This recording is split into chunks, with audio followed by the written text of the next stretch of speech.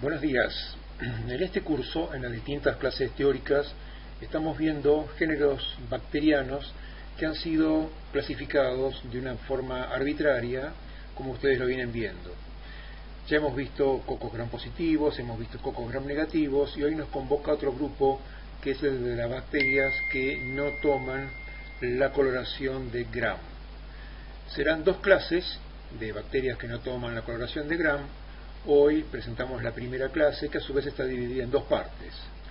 La parte 1 trata sobre bacterias del género Mycobacterium. El género Mycobacterium está integrado por al menos 130 especies, muchas de ellas, la mayoría, con importancia médica. Con fines pedagógicos dividimos a las micobacterias en tres grupos. En primer lugar tenemos el grupo de las micobacterias tuberculosas. Son los agentes causales de la enfermedad denominada tuberculosis. La bacteria de más frecuente aislamiento y que causa esta enfermedad es Mycobacterium tuberculosis, seguido por Mycobacterium bovis en nuestro país. Existen al menos otras 8 especies que también causan la tuberculosis, pero son de rara aparición en la clínica. Un segundo grupo está compuesto por aquellas bacterias que causan la micobacteriosis y se denominan micobacterias no tuberculosas. Antiguamente se las denominaba bacterias o micobacterias atípicas. Y por último tenemos en un tercer grupo a una única especie que es Mycobacterium leprae, que es el agente etiológico de la lepra. Durante el transcurso de esta clase, o de esta parte de la clase, vamos a hacer más hincapié en Mycobacterium tuberculosis para poder entender por qué las micobacterias causan enfermedad al hombre. Las enfermedades causadas por bacterias del género Mycobacterium son conocidas desde hace muchos siglos. Sin embargo, la primera micobacteria fue descubierta recién hacia fines del siglo XIX, durante la época de oro de la microbiología. En efecto, Robert Koch descubre en 1882 al agente causal de la tuberculosis. Se trata de bacilos que son inmóviles, que son delgados, que pueden ser rectos o ligeramente curvos, que no presentan cápsula ni presentan esporas. Se ha visto que cuando se deseca a estas bacterias y se verifica el contenido lipídico, este es muy alto y constituye aproximadamente un 60% del peso seco de la bacteria. Como hemos dicho, esta bacteria no puede ser observada por tinción de Gram, merced a la alta cantidad de lípidos que contiene sus envolturas y debido a que la pared de peptidoglicano es bastante fina. De esta manera, para poder observarlas, debe utilizarse otro tipo de tinción. Una muy común es la descrita por Ziehl-Nielsen, que se basa en una tinción que se realiza primero con fucsina básica en caliente, seguida de una etapa de decoloración que se realiza con ácido en medio hidroalcohólico. De esta manera, hay bacterias que no pueden retener el colorante y solamente pueden verse por una tinción de contraste, mientras que hay otras bacterias que resisten la remoción del colorante por acción del ácido y el alcohol, y a esta se le denomina bacilos alcohol ácido resistente. Recuerden este acrónimo porque lo van a ver muchas veces: bacilos ácido alcohol resistentes. Desde el punto de vista fisiológico, digamos que las micobacterias son bacterias aerobias estrictas, necesitan oxígeno para su desarrollo y son bacterias de crecimiento lento. Tienen un tiempo medio de generación que se estima alrededor de las 12 a 24 horas, es decir, se necesitan entre 12 y 24 horas para producir una replicación. Las micobacterias más patógenas, especialmente las tuberculosas, desarrollan mejor a la temperatura corporal del huésped, esto es 37 grados centígrados. Las micobacterias no tuberculosas en general tienen la tendencia a desarrollar mejor a temperaturas más bajas, alrededor de los 30 grados centígrados. Estas bacterias pueden ser cultivadas en el laboratorio en medios como el de Lowenstein-Jensen o el de Stone Brink.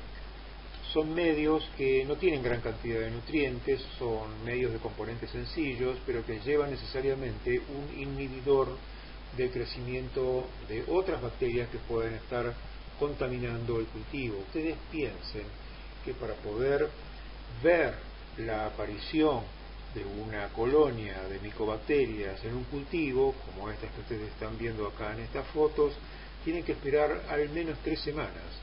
No antes de 3 semanas van a ver desarrollo de una micobacteria tuberculosa. Sí pueden ver al cabo de 10 o 12 días desarrollo de una micobacteria no tuberculosa.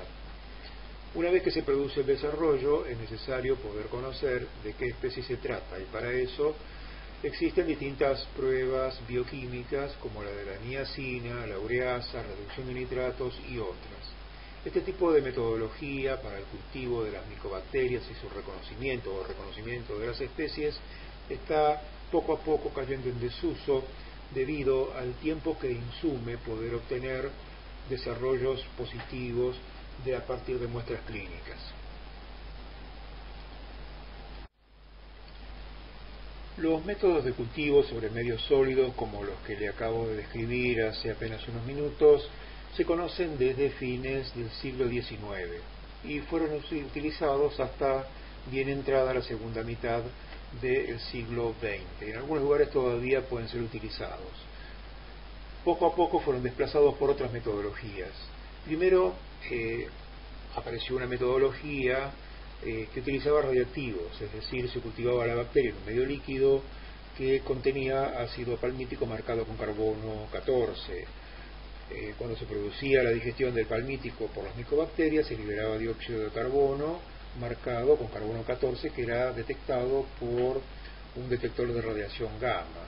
Pero este tipo de método ya se ha dejado de utilizar porque, bueno, el uso de radioactivos se trata de evitar por la contaminación ambiental con radioactivos que genera la disposición de todos los materiales que ya no se utilizan. Otro método que apareció en los años segunda mitad del siglo XX, ya hacia los años 80, es el método fluorométrico. El equipo más comúnmente usado es el equipo, el Bactec MGIT 960. Para utilizar esta metodología con las micobacterias, lo que se hace es un cultivo en medio líquido, en tubos con medio líquido, que contiene una sustancia que en presencia del oxígeno está oxidada, y cuando se hace incidir luz ultravioleta sobre estos cultivos no generan fluorescencia. Pero cuando la bacteria desarrolla, y cuando desarrolla lo hace consumiendo el oxígeno, al sustraer el oxígeno del medio, esta sustancia que estaba en estado oxidado pasa a estado reducido, y ahora sí, al incidir sobre esta sustancia en la luz ultravioleta, se genera fluorescencia, y mediante la detección de esta fluorescencia que se puede percibir entonces el crecimiento de las micobacterias. Obviamente existe en el medio de cultivo un inhibidor de otros microorganismos que no son las micobacterias, y por eso puede decirse que cuando hay fluorescencia lo que ha desarrollado son las micobacterias. Este método es bastante utilizado ahora ya para la clínica, para el diagnóstico.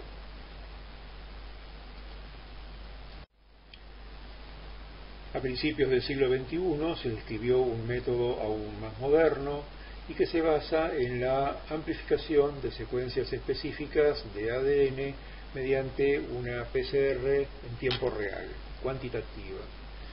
De esta manera, lo que el equipo realiza es una amplificación utilizando cebadores para genes específicos de Mycobacterium tuberculosis, y además para el gen que codifica la resistencia a la rifampicina. La bondad de este método, ¿por qué es tan bueno este método? Que es el más común, es el Expert MTB RIF, es que permite la obtención de un resultado en menos de 120 minutos a partir de una muestra clínica. Esto aumenta muchísimo la posibilidad de que en corto tiempo pueda ser detectado la Mycobacteria tuberculosa en pacientes. Las bacterias del género Mycobacterium presentan una dispar resistencia a los agentes físicos. Por un lado, resisten la acción de ácidos, de álcalis y de la mayoría de los desinfectantes de uso habitual. Pueden ser inactivados por formaldehído o fenol, pero debe usarse con precaución estos agentes, pues son cancerígenos. Puede ser inactivado por glutaraldehído, puede ser inactivado también por etanol en solución acuosa al 70% y parcialmente también por los hipocloritos. En virtud de la del alto contenido de lípidos en sus envolturas, las micobacterias son capaces de resistir por mucho tiempo la desecación.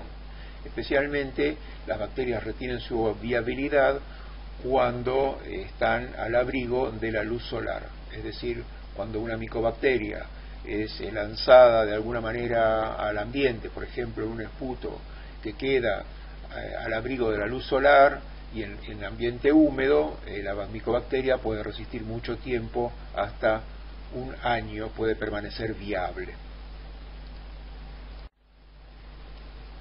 Para poder comprender por qué las bacterias del género Mycobacterium causan la enfermedad, debemos primero reconocer los distintos componentes químicos de sus envolturas. En principio, parecería que las micobacterias tienen una estructura que se asemejaría a las gram positivas, pero esto es solo a primera vista, porque luego vemos grandes diferencias. Veamos. Primero, todas las bacterias tienen una membrana citoplásmica. En esta membrana citoplásmica se alojan una variada cantidad de proteínas. La mayoría de ellas participan de los ciclos bioenergéticos y biosintéticos de la bacteria. En el caso de micobacterias están también estas proteínas y además existen otras proteínas propias de las micobacterias. Pueden extraerse estas proteínas y esto constituye una preparación que de las siglas del acrónimo en inglés PPD por Purified Protein Derivative. Este PPD es una sustancia, antes se denominaba tuberculina, que se puede utilizar para el diagnóstico de la tuberculosis. Esto lo veremos más adelante, no en esta asignatura, sino en microbiología 2. Por fuera de la membrana citoplásmica, las gram positivas poseen una gruesa capa de peptidoglicano que está ensamblado con ácidos teicoicos. Pero en el caso de las micobacterias, esta pared es muy fina, solamente de peptidoglicano.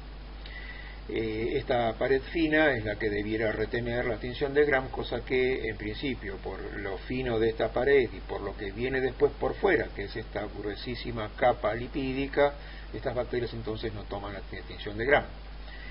Esta gruesa capa lipídica tiene la forma de una bicapa, en donde por fuera tenemos distintos fosfolípidos orientados con la cabeza polar hacia afuera y sus colas no polares hacia adentro. Estas colas no polares están en perfecta conjunción con el mayor componente lipídico que contienen las micobacterias, que son los ácidos micólicos.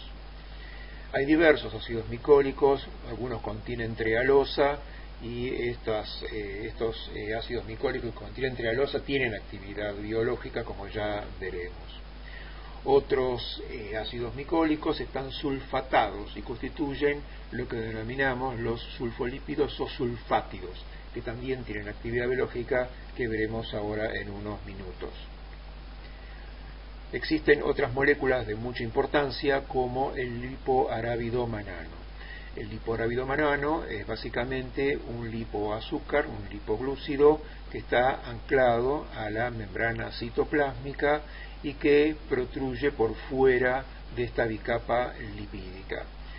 El lipoarabidomanano de alto contenido en manosa está asociado a las cepas más patógenas de micobacterias, mientras que lipoarabidomananos que tienen colas más cortas o menor contenido en manosa aparecen en las cepas menos patógenas de micobacterias.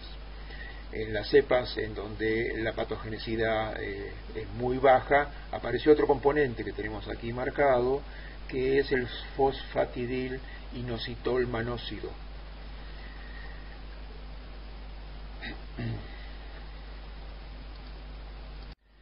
Ya hemos descrito los distintos componentes de las envolturas de las micobacterias. Veamos ahora qué ocurre cuando la micobacteria interacciona con las células del huésped.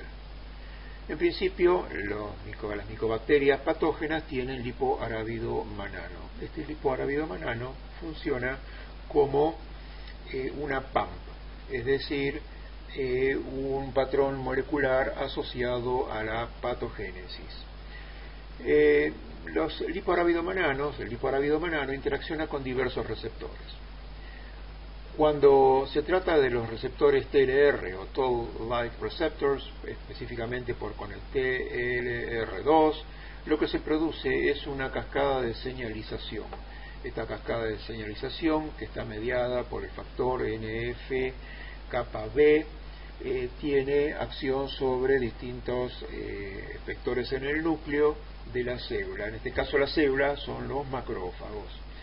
Producto de esta señal que se dispara, se produce por parte de los macrófagos la producción de citoquinas, quimioquinas y otros factores. Estos factores en general son los que producen reclutamiento de células, específicamente más macrófagos, y también son proinflamatorios. Por otra parte, cuando el LAM impacta sobre los receptores endocíticos, lo que se produce es la invaginación de la membrana citoplásmica de los macrófagos y la formación de un endosoma, en donde va a quedar alojada la bacteria. Por otra parte, existen otros receptores, algunos de ellos son secretados, pero una vez que se unen al lipoarábido manano son recapturados y producen la aparición de moléculas de superficie como MASP1 o MASP2, que son las que producen la activación del sistema del complemento. Debe hacerse mención que la patogenicidad de distintas cepas de Mycobacterium tuberculosis y la patogenicidad de otras micobacterias no tuberculosas tiene relación con el tipo de arábido manano presente. Cuando el lipoarábido manano es rico en manosa, a esto se lo conoce como el MAN-LAM, en general ustedes van a ver que la actividad que tiene, contra la que pudiera creerse, es más antiinflamatorio. Inhibe la producción de factor de necrosis tumoral alfa y de interleuquina 12. De esta manera, al no generar una respuesta inflamatoria manifiesta, no despierta algunos de los mecanismos de la inmunidad innata. Al mismo tiempo es antiapoptótico, por lo cual cuando se produce la incorporación de la bacteria dentro del endosoma, se evita que la misma célula dispare un mecanismo de apoptosis con su muerte. Y esto ocurre básicamente en las micobacterias más patógenas. En otras micobacterias lo que se observa es que el lipoarábido manano básicamente tiene alto contenido de fosfatidil inositol y cadenas más cortas. Y en este caso lo que se ve es que este lipoarábido manano con fosfatidil inositol, también llamado PI-LAM, tiene más actividad inflamatoria. Al tener más actividad inflamatoria despierta mecanismos de la inmunidad innata que contribuyen a una remoción más rápida de la micobacteria.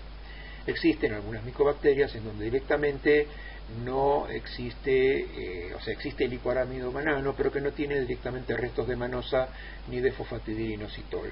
Esto se ha visto, por ejemplo, en Mycobacterium chelonae, y de ahí viene este acrónimo de CHE-LAM por chelonae y lipoarábido manano.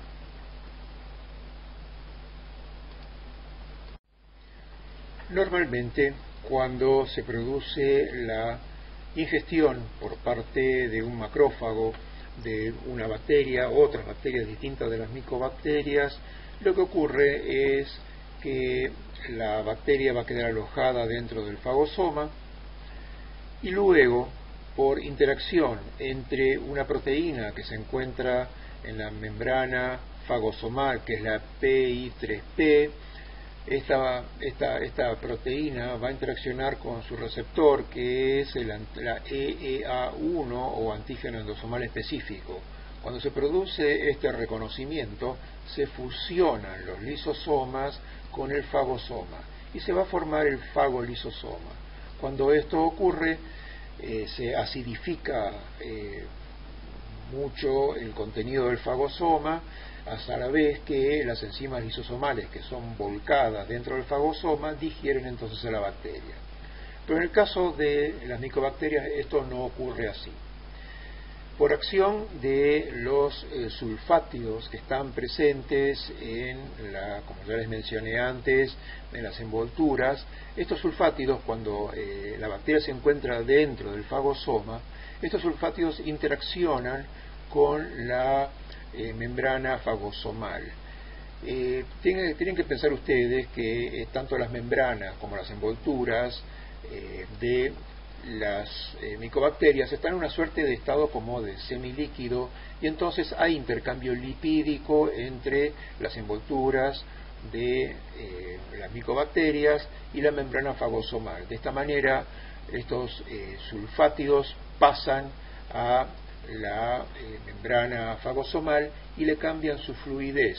De esta manera cambian la orientación de la presencia de la molécula PI3P, que ya no puede ser reconocida por el antígeno endosomal específico. De esta manera se inhibe la fusión de los lisosomas con el fagosoma, y de esta manera entonces el fagolisosoma no se puede formar.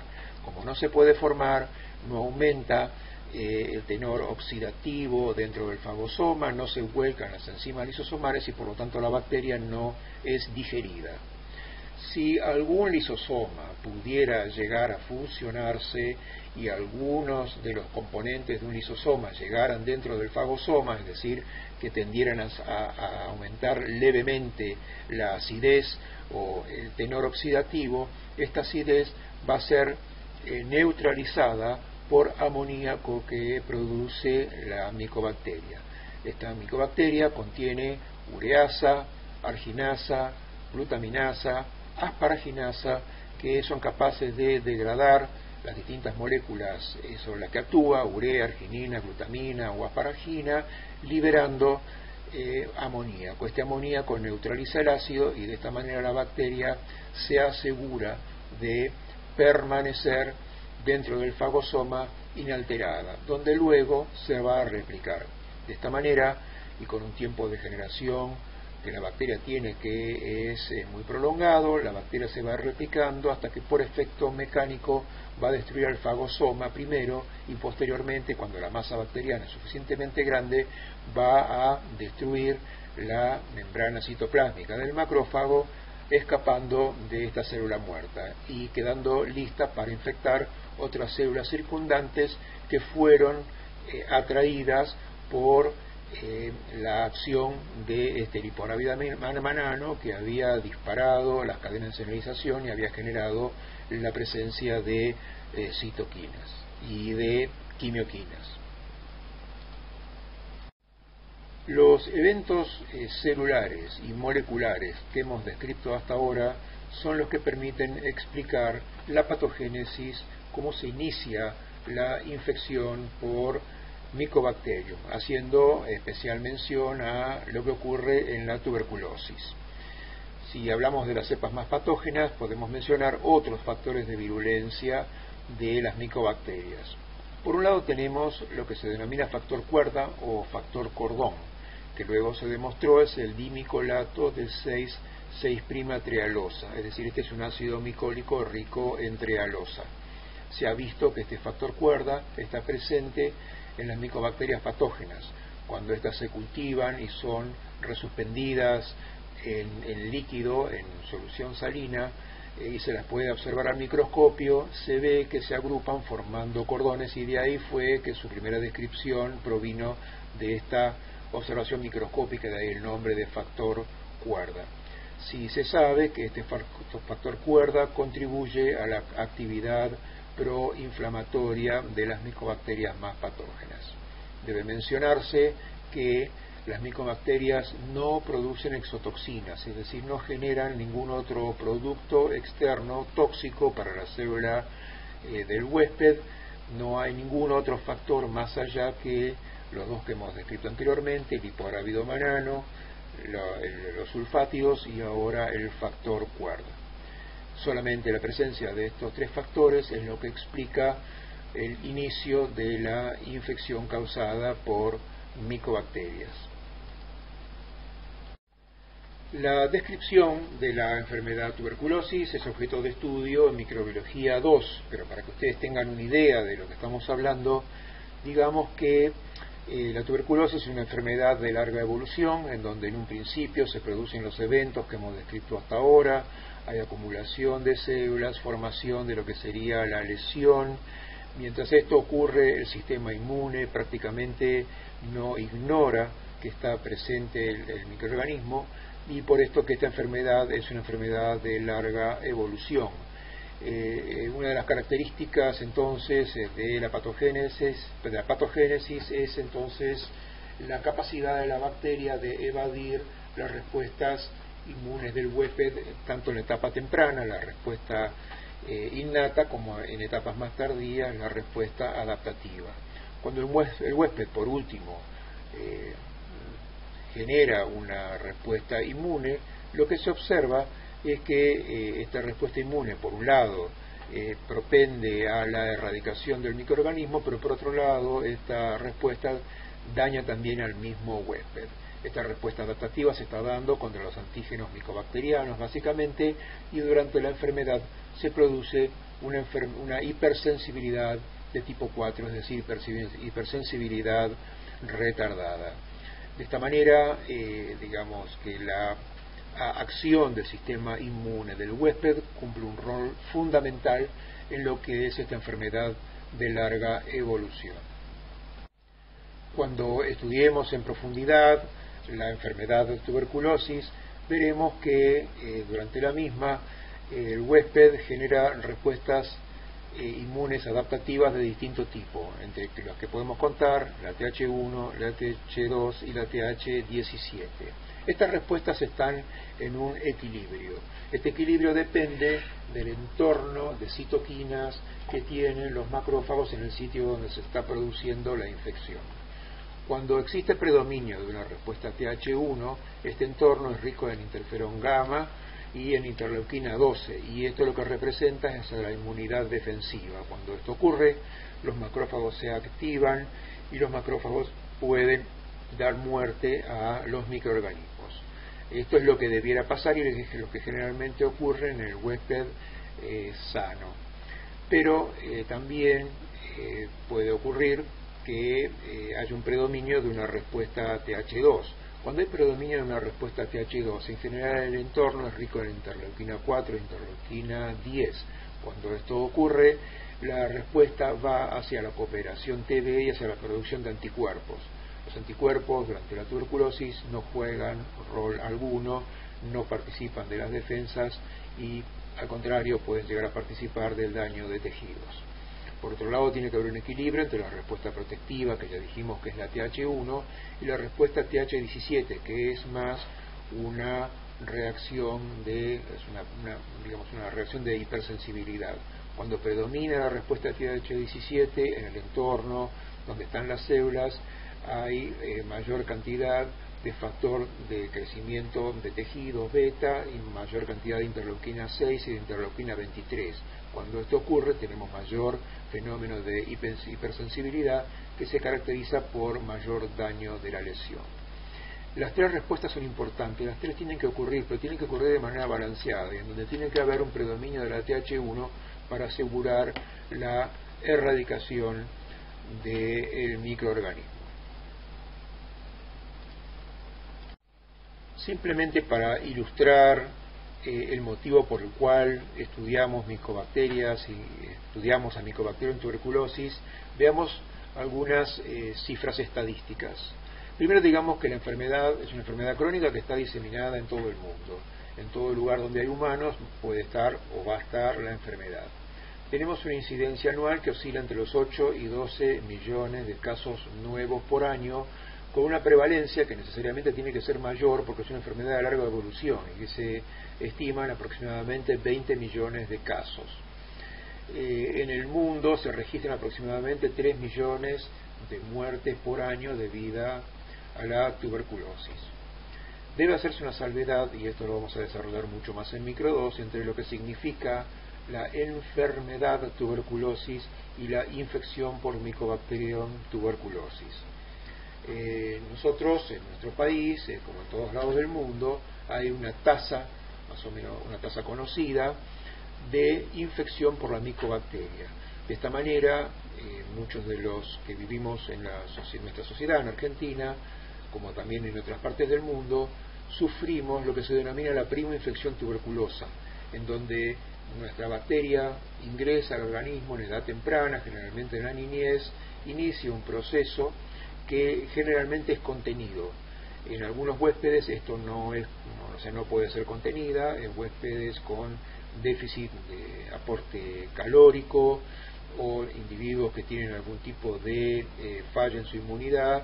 Esta enfermedad puede entonces progresar hacia la tuberculosis, pero en la mayoría de los casos, y especialmente en los individuos vacunados, como ocurre en Argentina, esta primo-infección tuberculosa es limitada, y eso hace que muchos de nosotros hayamos sido infectados con Mycobacterium tuberculosis, pero no sufrimos la enfermedad. Por eso que se habla de enfermedad cuando existen los signos y síntomas de la tuberculosis, y de infectados. En Argentina tenemos tuberculosis, se calcula que de acuerdo a los registros debemos tener entre 12.000 y 14.000 nuevos casos por año. Muchos de ellos, más o menos la mitad de ellos, se dan en el área metropolitana de la ciudad de Buenos Aires. Uno de los factores de riesgo más importantes para la tuberculosis en la actualidad es la infección concomitante con el virus de la inmunodeficiencia humana. Las condiciones de hacinamiento también, o sea, mala calidad habitacional, también contribuyen a la transmisión de la enfermedad.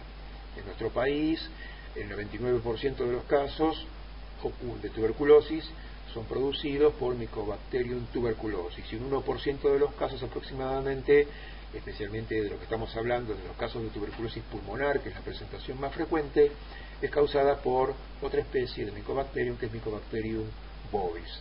La transmisión aerógena es la que se da con mayor frecuencia, por eso que la presentación pulmonar es por lejos la forma más frecuente. Debemos tener en consideración que Mycobacterium tuberculosis es un patógeno primario, es decir, le va a causar enfermedad al huésped cuando lo alcance por la puerta de entrada adecuada, en la dosis adecuada, independientemente del estado inmunitario del individuo. Aún para individuos, de la población normal, que no tiene ninguna otra condición de base, la dosis infectante es muy pero muy baja, y se estiman aproximadamente 10 microorganismos. Con esto cerramos el tema tuberculosis y pasamos a ver otra enfermedad causada por micobacterias. Hasta el momento veníamos hablando de las micobacterias tuberculosas, es decir, aquellas que causan la tuberculosis. Existen otras micobacterias a las que vamos a denominar no tuberculosas. Estas micobacterias no tuberculosas causan una enfermedad distinta, que es la micobacteriosis, que puede confundirse con una tuberculosis, especialmente en aquellos individuos que sufren infección por virus de la inmunodeficiencia humana y se encuentran en etapa de SIDA. Estas micobacteriosis son habitualmente de presentación pulmonar, y como les digo, en general afectan a individuos que tienen una condición de base en donde su sistema inmune se encuentra afectado. La estructura de las envolturas de las micobacterias no tuberculosis es bastante semejante a la de las micobacterias tuberculosas, salvo la presencia de algunos factores relevantes de virulencia, como el lipoarábido manano, que se encuentra en baja o en poca cantidad o es de diferente estructura en las micobacterias no tuberculosas. Las micobacterias no tuberculosas se replican un poco más rápidamente que las micobacterias tuberculosas. No obstante ello, todas ellas se replican mucho más lento que otras bacterias que ya hemos visto, que son las de crecimiento rápido, como las que vimos en clases anteriores, como Staphylococcus, Streptococcus, etc. Mientras que esas otras bacterias se replican, su tiempo de generación medio óptimo se encuentra alrededor de los 40 minutos, acá estamos hablando de horas. Ya habíamos dicho de Mycobacterium tuberculosis 2 a 24 horas, y en este caso un poquito menor para las micobacterias no tuberculosas. Dentro de entonces de las micobacterias puede diferenciarse a las tuberculosas y las no tuberculosas por algunas características que presentan las no tuberculosas, que tienen que ver con su crecimiento y pigmentación. Ya les dije antes que las no tuberculosas crecen más rápido, pero además algunas de ellas producen pigmentos. Esto dio origen a una clasificación que es la clasificación de Runyon. No vamos a ahondar mucho en este tema porque tiene que ver más con el diagnóstico que otra cosa, y esto es tema de microbiología 2, pero vamos a decir algunas cosas como para que ustedes tengan una idea. Dentro de las bacterias entonces, dentro de las micobacterias no tuberculosas hay algunas que son de crecimiento lento, semejante a Mycobacterium y tuberculosis, y otras de crecimiento rápido. Dentro de las de crecimiento lento existen algunas que son acromógenas, es decir, no producen pigmento alguno, mientras que hay otras que son pigmentadas, es decir, producen pigmentos. Pero hay algunas que vamos a denominar fotocromógenas, que cuando se las cultiva a la luz producen pigmento, pero hay otras que se denominan escotocromógenas, es decir, estas van a crecer, van a producir pigmento tanto si hay luz como si no la hubiera. Las distintas especies están descritas aquí, las no pigmentadas, alzacromógenas, la más conocida, Abium intracelulares, las fotocromógenas, Mycobacterium marinum, simiae, y dentro de las escotocromógenas, Scrofulaceum o Xenopi. Dentro de las bacterias que crecen más rápidamente, pero dentro del ámbito de lo que son las micobacterias, tenemos a Mycobacterium fortuitium o Chelonae, que recordemos, y como les digo, son bacterias que crecen más rápido que las micobacterias tuberculosas, pero siempre mucho más lentamente que la mayoría de las bacterias. En general, las micobacterias no tuberculosas son menos virulentas, son oportunistas, y como les dije antes, las van a ver en la clínica muy generalmente asociadas al virus de la inmunodeficiencia humana. Otra micobacteria que tiene alta importancia médica es Mycobacterium leprae, que es el agente causal de la lepra. Se trata de un bacilo ácido alcohol resistente que tiene una particularidad diferencial de todas las demás micobacterias, y es que esta no puede crecer en medios de cultivo, es decir, no se la puede cultivar, no se la puede aislar en el laboratorio. La lepra, les doy algunos datos de su importancia médica, es una infección crónica que afecta tanto la piel como las mucosas. Es una enfermedad que nosotros la tenemos en Argentina con un periodo de incubación muy alto, y nosotros estamos en el área endémica, puesto que el área endémica incluye el norte de la provincia de Buenos Aires, las provincias de la Mesopotamia, Santa Fe, Chaco, entre otras provincias. Tenemos lepra en Argentina con una incidencia de aproximadamente 400 a 500 nuevos casos por año, con una prevalencia de 1,5 a 2 casos por cada 1000 habitantes en el área endémica. Esto es prevalencia, fíjense ustedes que es una enfermedad de muy larga evolución. Las manifestaciones clínicas son variadas, y puede observarse que hay una expresión de la enfermedad que oscila entre dos formas polares. En un extremo tenemos una lepra lepromatosa, que en este caso es una enfermedad que en esta forma la enfermedad es más contagiosa, que tiene lesiones que contienen al microorganismo, y una lepra tuberculoide, en donde las lesiones no contienen tanto microorganismo, es de más difícil transmisión. Lo mismo que ocurre con la tuberculosis, la inmunidad juega un rol preponderante en esta enfermedad, y podemos ver que la presentación de la enfermedad, el espectro clínico en que podemos ubicar a la enfermedad, va a depender mucho, también como pasa en la tuberculosis, de acuerdo a la inmunidad adaptativa contra Mycobacterium leprae, especialmente lo que denominábamos antes inmunidad mediada por células, es decir, las respuestas de tipo Th1.